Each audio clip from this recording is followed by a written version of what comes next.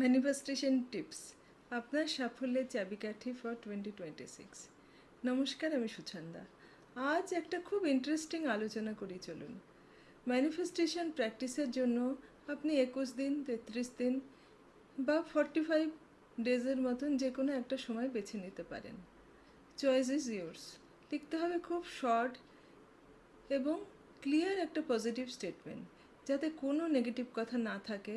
আর যেটা আপনি চান সেটা সেই স্টেটমেন্টেই সকালে 3 বার, দুপুরে 6 বার আর রাতে ঘুমানোর আগে 9 বার লিখুন। লিখতে লিখতে সেটা ভিজুয়ালাইজ করুন, অনুভব করুন সেটা সত্যি হচ্ছে। আর সেই পরিস্থিতি এলে আপনার অনুভূতি কেমন হবে সেটাই ভাবুন।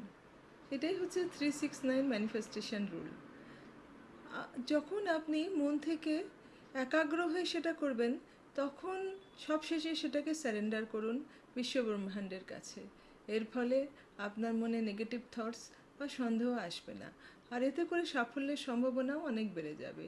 শেষে বলবো, এই ছোট্ট ম্যানিফেস্টেশন অভ্যাস হতে পারে আপনার জীবনে বড় সাফল্যের চাবিকাঠি। অনেক বড় মানুষরাও এটা প্রতিদিন জীবনে করে থাকেন।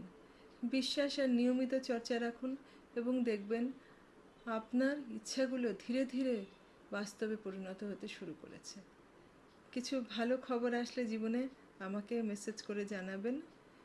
আমার ভিডিও ভালো লাগলে শেয়ার আর সাবস্ক্রাইব করবেন। সবাই ভালো থাকবেন।